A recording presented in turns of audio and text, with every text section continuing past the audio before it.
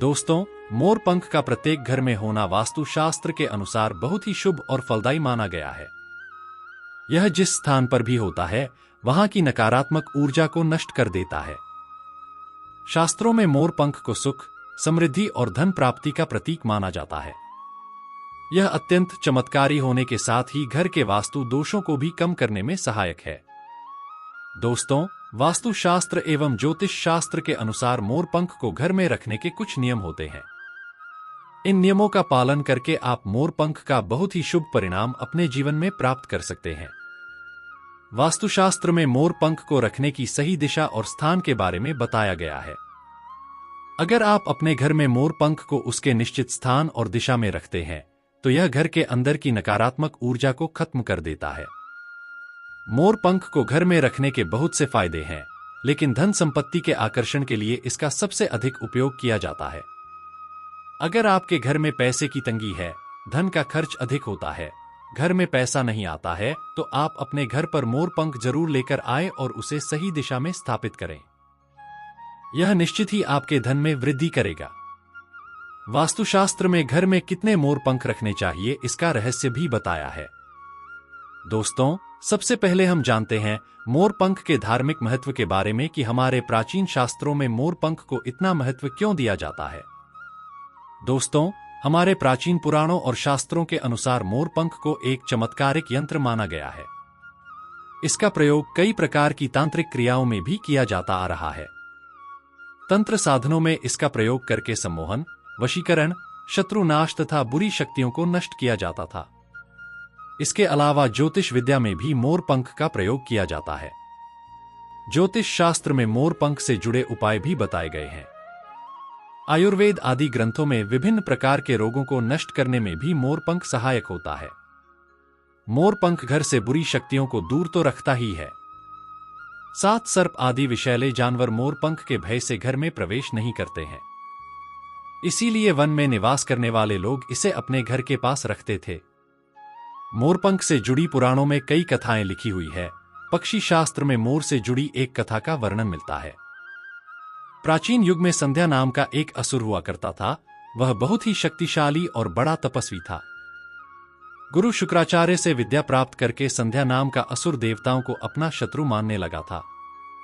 उसने ब्रह्मा देव और भगवान शिव से वरदान प्राप्त किया और बहुत अधिक शक्तिशाली बन गया। उसके बाद उसने स्वर्ग पर आक्रमण किया और कई देवताओं को बंदी बना लिया। लेकिन उस असुर को पराजित करने के लिए देवताओं ने एक योजना बनाई और उसके लिए उन्होंने पक्षी राज मोर की सहायता ली। सभी देवता और 9 ग्रह मोर के पंखों में विराजित हो गए, जिससे मोर बहुत ही अधिक शक्तिशाली बन गया और विशालकाय रूप धारण करके उस मोर ने संध्या असुर पर आक्रमण कर दिया। इस युद्ध में संध्या असुर का वध हो गया और देवताओं को उनका आधिपत्य फिर से प्राप्त हुआ।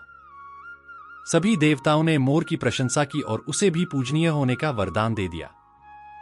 तभी से मोर को बहुत ही पवित्र माना जाता है। जिस स्थान पर भी मोर पंख होता है, वहां पर 9 ग्रहों का अशुभ प्रभाव नहीं पड़ता है। दोस्तों, केवल ऋषि मुनि और देवता ही नहीं, बल्कि भगवान श्री कृष्ण भी मोर की प्रशंसा करते हैं। उन्होंने मोर के पंख को अपने मुकुट में धारण करके मोर के श्रेष्ठ होने का प्रमाण भी दिया है। दोस्तों, आपको बता दें कि मोर पंख को अपने मुकुट पर धारण किए बिना प्रभु श्री कृष्ण जी कोई भी कार्य नहीं करते। श्री कृष्ण कहते हैं, मोर शांति और प्रेम का प्रतीक है। मोर सुख समृद्धि का भी प्रतीक है। मोर का पंख मनुष्य की हर प्रकार की नकारात्मक शक्ति से रक्षा करता है। दोस्तों, मोर को विविध देवी देवताओं के प्रतीक के रूप में पुराणों में दिखाया गया है। मां लक्ष्मी, देवी सरस्वती, भगवान श्री गणेश, भगवान कार्तिकेय जी, ऐसे अनेक देवी देवताओं का संबंध मोर से जोड़कर दिखाया जाता है। मां लक्ष्मी धन संपत्ति ऐश्वर्य प्रदान करने वाली देवी है। मां लक्ष्मी को मोर पंख अत्यंत प्रिय है। मां लक्ष्मी के पास मोर पंख रखने से माता प्रसन्न होती है। माता सरस्वती का वाहन मोर है, इसीलिए विद्यार्थियों को अपने पास मोर पंख अवश्य रखना चाहिए। यदि आप घर में बांसुरी में मोर पंख डालकर अपने घर में रखते हैं, तो इससे परिवार में सुख शांति का वातावरण निर्माण होता है। दोस्तों, हमारा घर एक मंदिर की तरह होता है। अगर इसमें रहने वाले सदस्य रोज आपस में झगड़ा करने लगे तो यह मंदिर कम, युद्ध का मैदान अधिक लगने लगता है।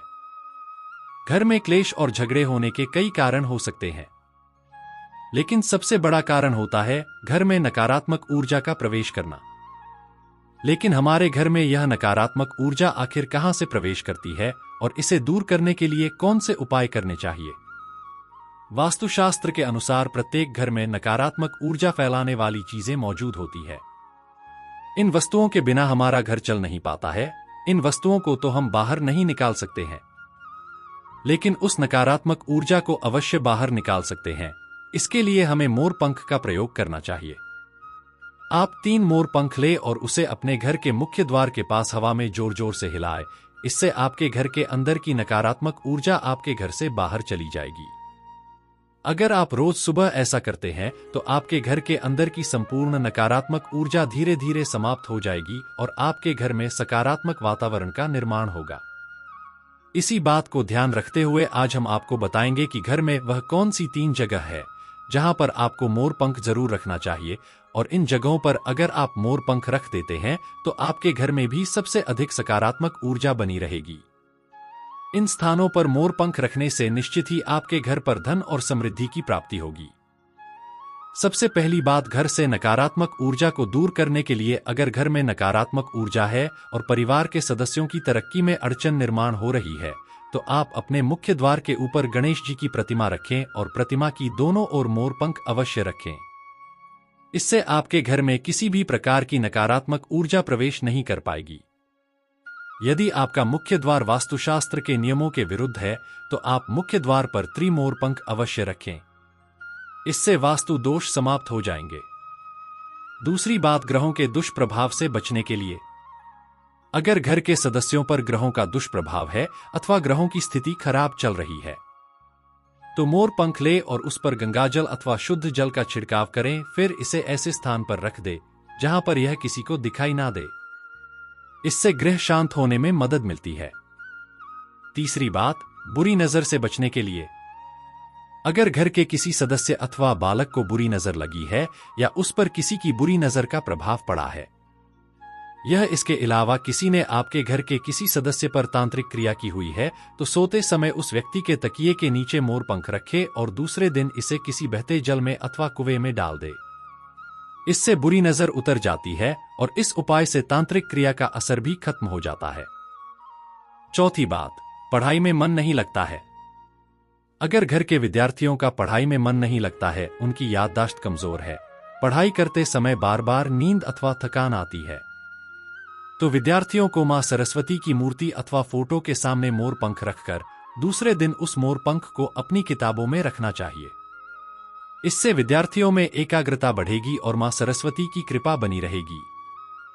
पांचवा उपाय, दुष्ट शत्रुओं से छुटकारा पाने के लिए अगर कोई शत्रु जानबूझकर आपको परेशान कर रहा है और बार बार आपको नुकसान पहुंचाने का प्रयास करता है तो मंगलवार के दिन हनुमान जी की मस्तक का सिंदूर मोर पंख पर लगाएं और सुबह के समय बिना नहाए ही इसे बहते हुए जल प्रवाह में अथवा कुएं में डाल दें।